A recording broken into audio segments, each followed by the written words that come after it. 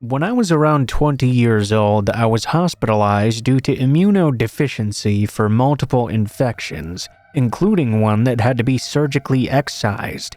A lot of crazy stuff happened during that visit, including being misdiagnosed with AIDS and even flesh-eating bacteria. This was at one of the best hospitals in the USA as well, mind you, but this was far from the scariest thing that occurred during my stay there. One night, at about 3 a.m. I believe, one of the nurses came inside my room. I woke up because I had slept quite a lot that day, and the bright lights in the hall shining through bothered me. I noticed it was not my normal male nurse, but an older woman, maybe in her mid to late 40s or so. I had never seen this woman before, and she looked very severe as well. She didn't really acknowledge me at all when I greeted her and asked her questions. She just finally said, "Time for your medication," or something like that. I tried to be respectful of the fact that apparently she just didn't really want to talk. I faced forward again because it hurt to move at that time. At that moment though, I noticed she had a much larger volume syringe than usual. My morphine dose was always given to me in a 10 to 20 cc syringe, but this thing was huge. Must have been like 100 to 500 cc's or something. The accuracy couldn't be that good. I turned my head again and asked, trying to sound friendly and interested, what my dosage was for the day and if she was sure she was treating the right patient. She ignored me instead, and I continued to insist. "I think maybe normally my dosage is a lot lower. Would you mind double checking maybe?" She leaned in and whispered to me, "Go to sleep. This will all be over soon." She injected the medication and left. I was kind of out of it at this point. I was so used to all of this stuff going on around me. I figured I must have been the one mistaken instead. I started trying to go back to sleep, but even before the medication hit me, I felt immediately like something was wrong. I thought about kinking the IV line, which would cause the alarm to go off and force the issue, but I told myself to calm down and try to go back to sleep. These nurses do this for a living after all. It was probably just the change of nurse that was bothering me. After some time, I can't really remember how much, I started to feel more genuinely, undeniably unwell. First of all, everything felt quite hot. Or rather, hot on the outside, like I was radiating heat from the surface of my skin everywhere, but was cold on the inside. Around then, I started to notice that everything had turned a shade of bright red and was pulsating as well. I imagine that was in sync with my heartbeat. I was staring there at the ceiling, in the dim, and everything I could see was through this red pulsing filter. I could feel goosebumps rising on every inch of my body. Then I couldn't feel anything at all. I started to lose all sensation in my skin. I could still feel pressure upon it, but I couldn't feel anything else, except intricate ripples across my body, as though I was naked and the window was wide open. Eventually, even these faded away. It's a good example of the mental confusion that set in. For example, after a while, I couldn't even tell if my eyes were open or closed anymore, if I was actually seeing or just thinking I was seeing something with my eyes closed. When all the sensation finally left me, I felt like I was floating 5 feet off the surface of the bed. I realized, as I was testing my ability to sense things, that I was having a hard time moving now. Moving my hand or arm was taking quite a concentrated effort. Luckily though, at this point I somehow managed to hit the call button, for which I am supremely grateful. Nothing felt emergent. The whole thing came with a warm fuzziness. I spent a lot of time just playing with trying to move my hands or arms. I was watching them before realizing that I was not actually looking at my arms. Nonetheless, I was gradually losing my ability to recognize anything at all. Around the time I could only barely move my wrists and no longer my arms and fingers, I was really starting to feel concern. I realized on some deeper level in the back of my mind that the feeling I had in the pit of my stomach was clenching concern, and that this had the potential to be very dangerous. I wanted to hit the button again, or even call out, but I was just too tired. My muscles would not obey me at all. Now I noticed as well that the pulsing was not as frequent as it had been before. Though it was only upon reflection later that I fully realized the significance of that. I kind of mentally slapped myself and set about consciously focusing on breathing in and out, in and out. Don't forget in. That was the hard part. It felt like the nurses never responded for what I would have guessed must have been 22 to 35 minutes at least. All of a sudden, as if in slow motion though, a lot of things happened all at once. There had been this growing tension in my body. If I could have flexed every muscle in my body at that moment, I would have been. I was clearly fighting something very hard. Then my nurse came in, my male nurse, who I had thought must have been out for the night. The moment I heard the door open coincided with a sudden release of all that heavy mass that had settled over me, like a soft blanket that wouldn't let me move. I suddenly sat straight up and projectile vomited into the bathroom, right next to the nurse who was just walking in. After that, I could move again and even speak for a few minutes. My nurse seemed relieved to say the least. He cleaned it up and sat next to me and talked for a while. He said another nurse had been trying to help him, mixed up my dosage or something, but he didn't seem to want to give very much detail. It wasn't until years later that I thought I was in the terminal ward. I had been out of it for days, clearly in visible pain for some of it. I was also the youngest person there by 40 years or so. I wonder if it was really just a mistake, or if that woman was one of those angels of death. Either way, I refused morphine for the rest of my time there, and have not accepted it ever since. I wouldn't accept any of the other painkillers either.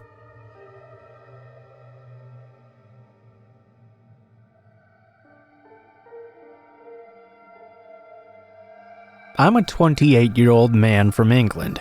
Near the end of August, I was out with some friends in a bar to celebrate my birthday. It was near the end of the night, and we decided it was time to go home, having been out for about 8 hours going on this point. We were up to the first floor of the bar, and my friends went down the staircase to the main doors ahead of me. For reasons my advanced drunkenness has caused me to forget since, I decided to try taking a shortcut off the stage next to the stairs instead. I'm guessing I just stepped off the stage thinking it was a short drop to the ground. It was closer to about 5 or 6 feet, and I hit the ground dead on with my legs straight and my knees locked. I heard a snap. Well, I knew instantly something was seriously wrong there. Cue a 999 call and a surprisingly calm ambulance ride to the hospital after being dosed up on gas and air. When we arrived, they gave me a thorough x-ray and discovered I'd broken both of my legs like a dumbass. By this point, I'd sort of already guessed though. Your right foot pointing down instead of up is a pretty good indication something's really wrong. My heart sank even further when the attending doctor told me they'd have to admit me ahead of corrective surgery in the next couple of days. By now, they'd given me quite a bit of morphine. I was still huffing gas and air like a champ as well, so I was fairly out of it. A porter wheeled me up to the ward and introduced me to a nurse, who explained I was going to be put into the men's ward, as they'd had to separate genders the previous day into different rooms. Even out of it on pain meds, I remember thinking that was quite a weird thing to mention. My nurse set me up in my room right by the ward entrance. My bed was one of 5 in there, and was next to the room's shared toilet/shower room. It was around 5 a.m. now, and the entire place was quiet and dark. As the nurse took me through all the admittance procedures, I could vaguely make out a guy in the opposite bed. Unlike the others in the room, he was awake and sitting up in his bed to watch me being brought in. I couldn't quite see his face, but the patchy white hair on his head was catching the moonlight coming in from the windows, so he must have been an older guy. What struck me as odd, though, was how he was just sitting there, completely still like a statue. No movement, no noise. I couldn't even hear him breathing.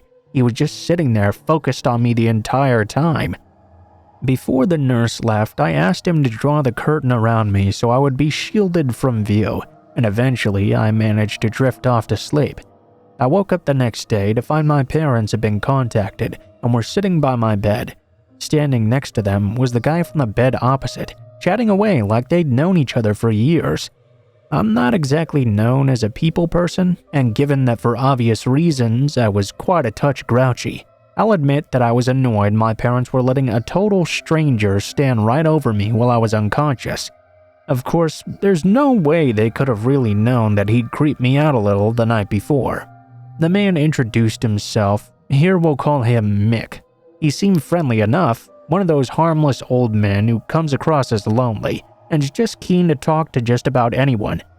I found out he was in his early 70s, quite short and round, and was on the ward because he'd fractured his collarbone in a fall. When he eventually wandered off, my parents told me he seemed to be a nice man, confirming he just appeared pleased to have any new people to talk to at all. During the course of that first day, my parents eventually left. The doctors came around to fit me up with splints before my surgery, planned for day 3. They made it clear I'd be in the hospital for at least a week or so, and I would not be walking for a few months at the very least. Not what I wanted to hear. During all of these conversations, Mick was always lurking nearby, listening in. When the doctors left, he came right to my bedside. Rather than stand, he sat down in the chair next to me and asked me to repeat what the doctors had said. I wasn't in much of a mood to chat, and because I got it into my head that he was harmless, I asked why he'd need to know. He'd only been standing a few feet away, and obviously he must have heard everything. The second those words left my lips, though, his entire demeanor changed immediately. The sweet old man that had been sitting in that chair just beside me was gone. His face went blank and flattened out. He fixed me with this strange stare, and one corner of his mouth lifted into a lopsided grin. My wife just died, you know. Again, I'm not a people person, and conversations about death are certainly way outside my wheelhouse. I stuttered a little, trying to find appropriate words. I was starting to say how sorry I was to hear that, and asked how long it had been. Given the odd grin, I guessed it had been quite a while. About 3 weeks, just like that, gone. His face never changed the whole time. It dawned on me now that maybe he was not totally mentally present at that point. He never broke eye contact either, just staring at me grinning. One of those looks that wasn't immediately sinister, but goes on for too long, you know. Thankfully, the nurses came in at that point to serve dinner, and Mick retreated back to his bed. He watched the TV the rest of that day. I put my iPod on so I had an excuse to not make any more conversation. Right then, I just thought he was a little left of normal, and it was more weirdness that I could certainly deal with. When the lights out came around, I asked the nurses to draw the curtains closed around my bed for me. Although I was still in quite a bit of pain, I drifted off early. During the night, though, I was suddenly woken up in what had to have been the early hours of the morning. One of those gradual awakenings where you know something's not quite right, but you're not present enough to work out what yet. The ward was almost totally dark and silent again, especially around my bed with the curtains drawn. I assumed the weird feeling was down to, being in the hospital with 2 graphically shattered legs, and turned my head to the left onto the pillow. Then I nearly rolled off the opposite side in complete shock. Standing inside of the drawn curtains, right next to my bed, was Mick, just standing there watching me sleep. Like you do when you've had a shock, I said something stupid.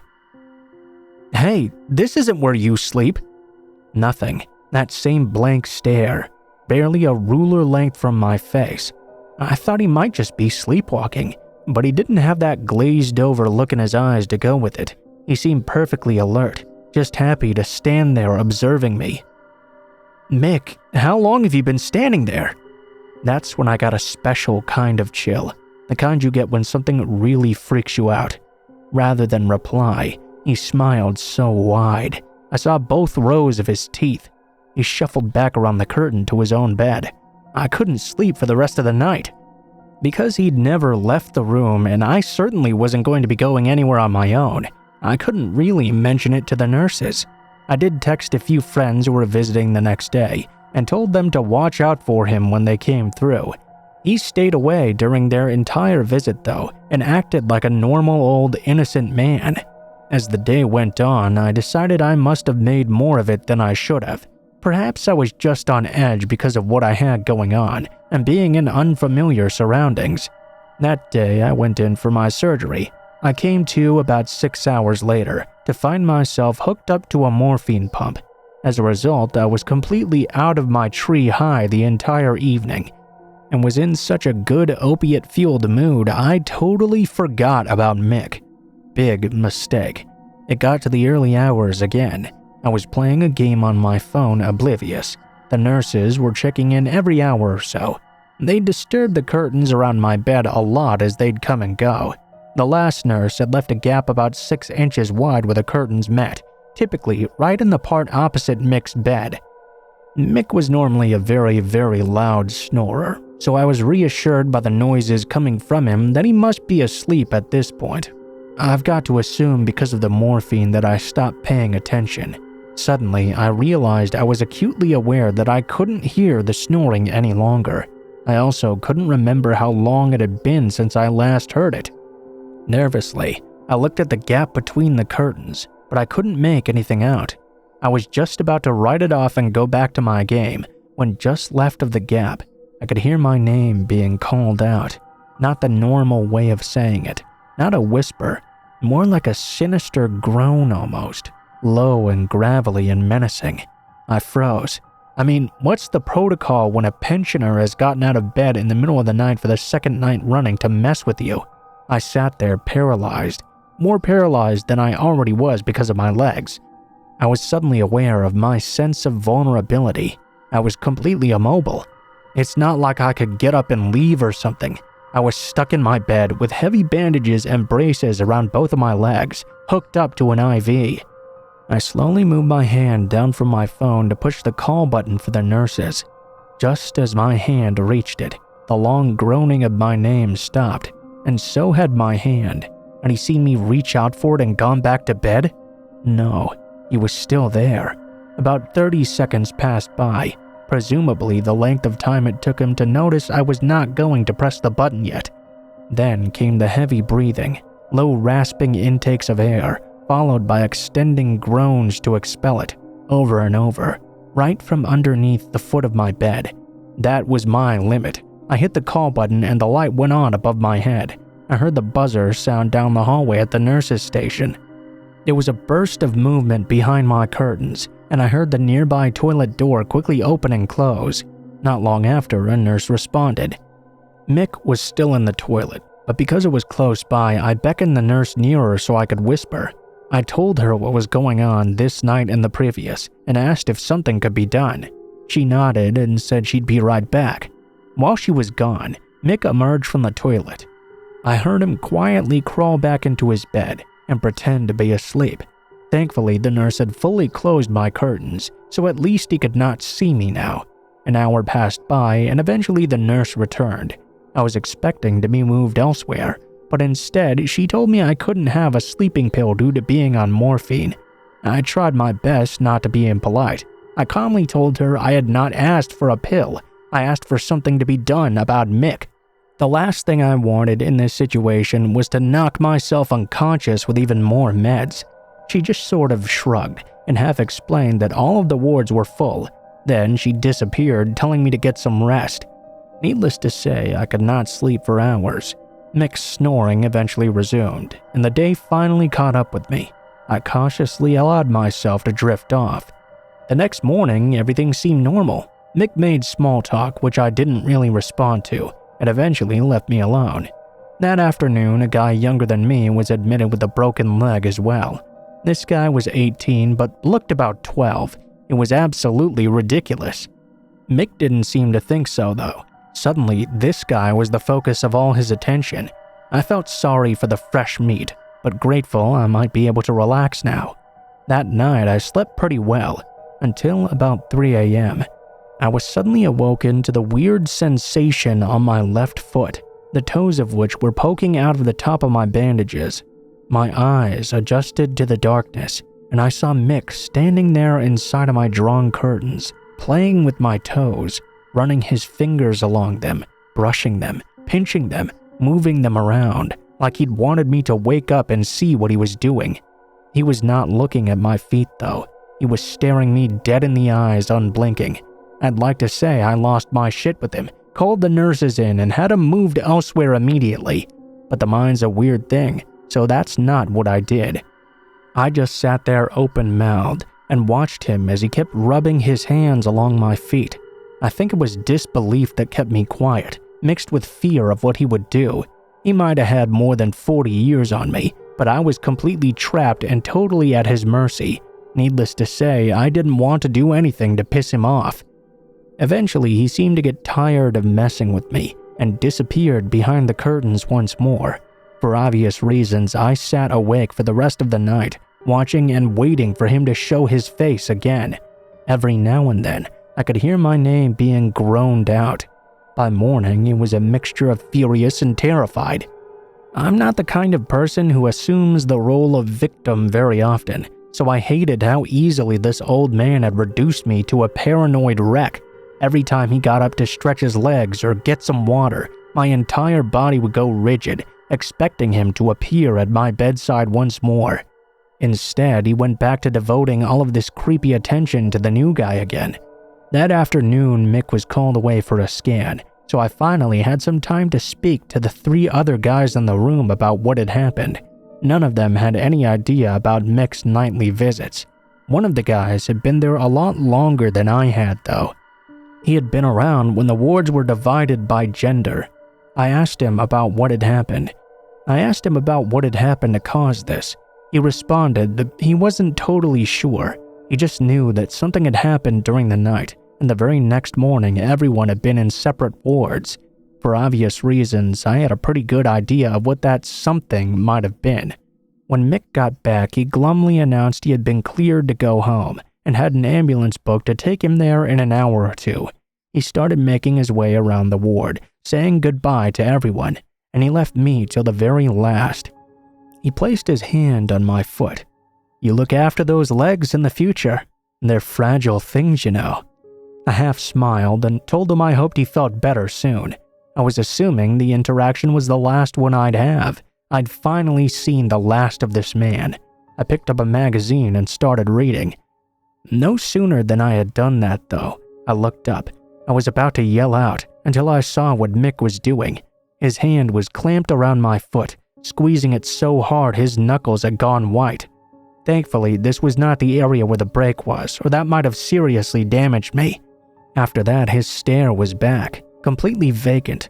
Before I could respond, his mouth opened, and out came the same raspy voice I'd heard saying my name in the night. "They're very, very fragile." He let go of my foot and turned around, then shuffled back to his bed to pack. A couple of hours after that, he was finally gone. I did fill the nurses in before I was discharged, but none of them seemed to care all that much. They dismissed what I'd experienced as either partly drug-induced or just misinterpreted behavior.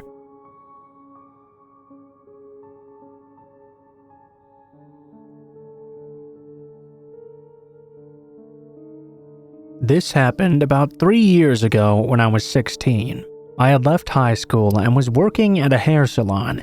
That's where I met one of my best friends, Adam. Adam's mom lived around the corner from where I grew up and was good friends with my cousin as well. Small world, huh? So one weekend, I went around to his place for a few drinks. I met his mom, who was very lovely. She was only 36 and really down to earth, had an aura of motherly love you could just trust. We decided to go out onto the town center for a few beers together. In my country, if you're with a parent or guardian, you can drink legally. We were having an awesome time blowing off steam after a long week of work and sharing a bit of quality banter as well. We were at the pub for about an hour when a few of Adam's friends showed up with a girl called Jay. I don't want to sound rude, but when I first met Jay, I honestly thought she was a guy. She was very androgynous, with shoulder-length dirty blonde hair, baggy orange t-shirts that came almost down to her knees, and navy blue cargo pants. This in itself is somewhat of a crime against fashion. I remember wondering why she was hanging out with Adam's friends, as they're all massive fashionistas with barbed tongues and no qualms in calling out fashion disasters. I excused myself to go to the ladies' room, and when I got back, Jay had moved around in the seat so I would be forced to sit next to her at the end of the table, away from everyone else. No big deal though. I'm a social person and it was an opportunity to make a new friend. She sat really close to me, almost rubbing up against me, even though there was a lot of space for her to move over. Red flag number 1. I passed this off though as me just being big on personal space and her being quite tipsy. When she talked, she would lean in real close to my face and breathe stale beer and cigarettes almost directly into my mouth. I asked her to move over a few times, but after a few minutes she would just scooch right on back over. The conversation was fairly normal though, so at this point my creeper radar was not really dinging. She mentioned she was from South Africa and moved here a few years ago with her mother. She told me she was a lesbian and asked if I was too. I told her I was bisexual but seeing a man. This is when she went off on a big tirade against bisexuals. If you're bisexual, you'll know exactly what I'm talking about. Either you're actually a lesbian and too scared to come out, or you're actually straight just experimenting and trying to have the best of both worlds. After a few more beers, Adam and his mother and I decided to head home for a smoke and a movie. I had basically been alienated from the table for the last hour or so anyway, and had missed out on talking to everyone else. As it turns out, Adam's friends were going to a party later on and asked if we all wanted to come. Neither of us were sure yet, so we agreed to head home, have a shower, and see how we'd feel. Adam didn't have a cell phone at that time, so I jotted down mine on a piece of paper and handed it to one of the boys. About 5 minutes into the taxi ride, I got a message. "Are you coming to the party?"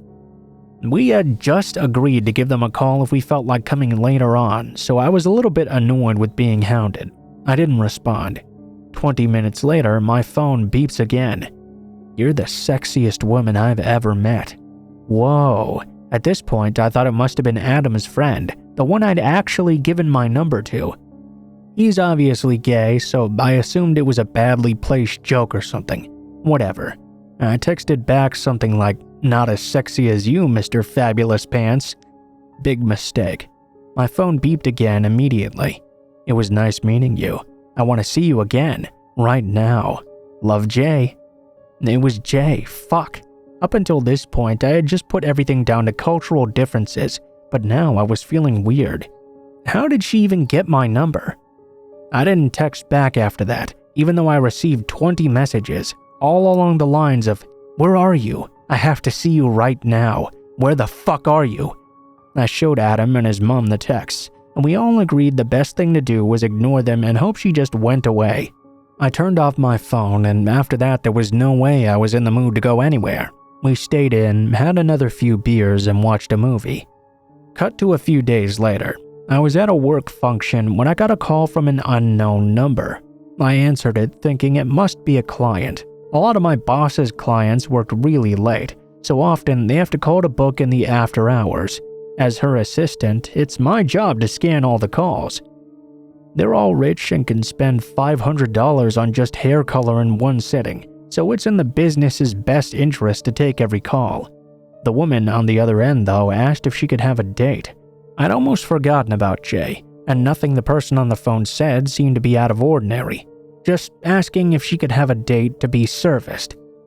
"Well, of course you can, ma'am. That's what we do. What's your name and number?" "It's Jay. I need to see you now. I love you. I need you." I hung up the phone immediately and ran to the bathroom. I was having a mini panic attack right in the middle of a very important work function. Mascara streaming down my face was not a good look. For the salon or for my career, I collected myself, turned my phone off, and was determined to power through the evening though. The crazy bitch was not going to stop me at being good at my job. Cut to the end of the evening. I was still a little bit shaken up, but I'd mostly forgotten about the incident. I asked a coworker to drop me off at the train station, so I didn't have to walk alone in the dark. I'm not stupid. She dropped me off one street over. As I went to cross the road, guess who just emerged out of the bushes?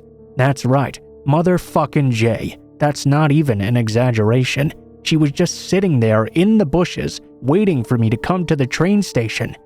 I froze for half a second before I started power walking toward the train. I ran across the road, almost getting my dumbass hit, but I was too scared to look both ways. All the while, I was highly aware of the shrieking coming from behind me. "I love you. I won't let you go. You need to know you love me. I will make you." I was at my wit's end. I had no idea what to do. I certainly wasn't going to let her follow me onto the train. There was no way I was going to be in a confined space with this she-devil, and there was absolutely no way I was going to let her follow me home as well. I sprinted to the ticket booth and started screaming that I was being followed, sobbing to call the police.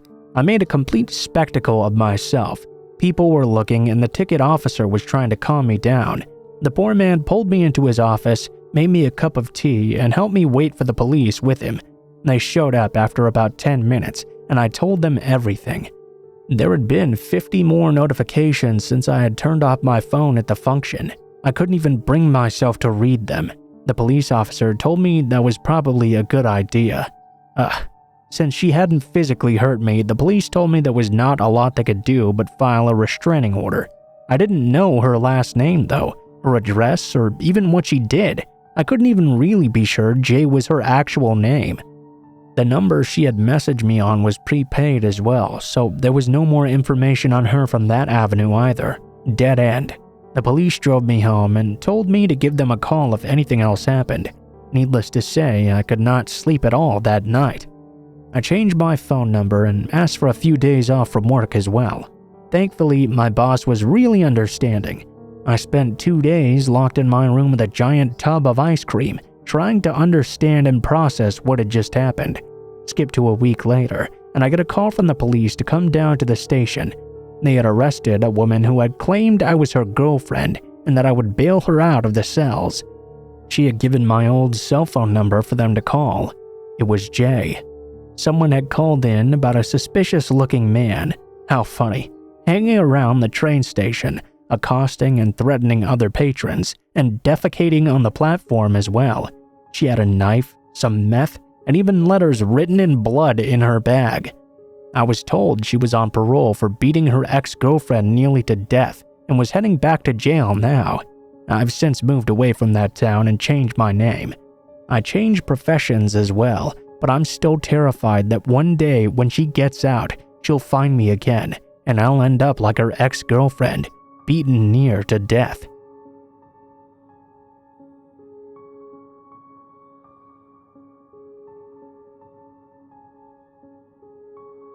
About 8 years ago, I started going to community college, which meant I had long days and classes at random times. When I got home from school, I would always park my car in the church parking lot near my house. I lived in a fairly small house behind my parents' home at the time. One day, I noticed there was a man sitting in this green SUV, parked a few cars over from mine. It was at about 9 p.m. when I got home.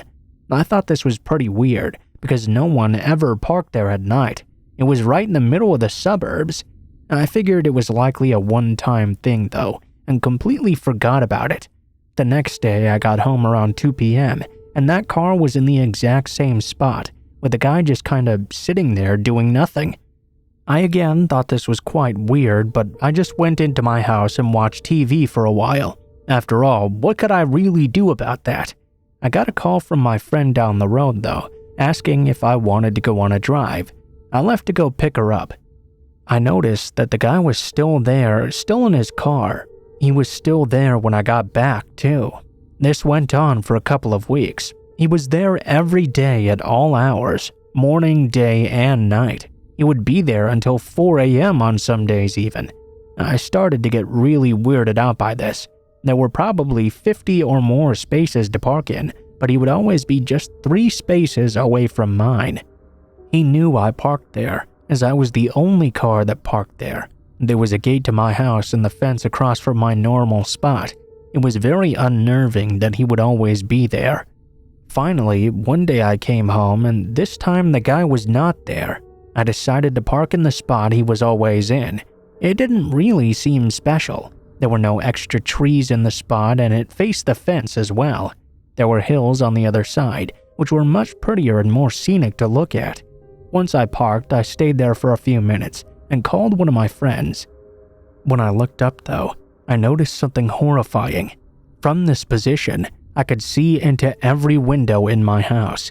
I didn't have curtains at the time, and I had a stupid habit of walking around in my underwear. I mean, I had this big, huge fence, and there was no way to see into my house from the street. I freaked out and realized that entire time he had been watching me.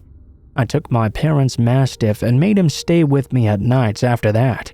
I also stopped parking in the church parking lot, unless it was during the day. I told my dad, but he thought I was just being crazy and paranoid. My mom, though, believed me. One day, we got in her truck and drove behind the guy's car to get his license plate number. He got really angry at that, stormed out of his car and yelled at us even. My mom basically said, "You're really creepy, you can see into my daughter's house, and you're here all the time, day and night." He made up some excuse about cooling down before he went home after he went to the gym. It made no sense. We called the police and they went to his house. It turned out he was a married dude with kids, and he told them he was just listening to his tapes. I had actually snuck along the fence where he couldn't see me at one point and just listened to what he was doing as his windows were down. He was sitting there in complete silence. There were no tapes. The police told him he would be in serious trouble if they found him parked there again, and he basically wasn't allowed back there. I know the police get a lot of shit sometimes, but they were really great during this incident and said they'd scared him off. The next day, he wasn't around, and I thought that would finally be it. It was also my friend's birthday, so I went out to dinner that night.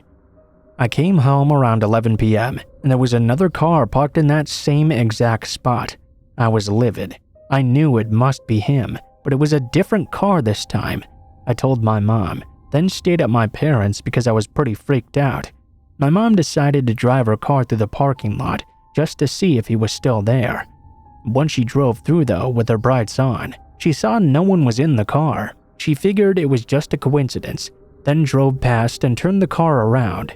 Once she'd turned the car around though, she saw the man get up from a crouched position, then speed out. Apparently, she thought to herself that was a prime opportunity to follow him. He was going 70 miles per hour down a residential road and went through a few streets to try and lose my mom. Finally, he went to the main road and there was a red light. My mom pulled up next to him, and he pulled his sweatshirt over his face and covered himself with his arms so he couldn't see her. He must have thought it was my dad, who's huge and very intimidating looking. Once it turned green, he sped off, and about 10 minutes after, finally lost my mom.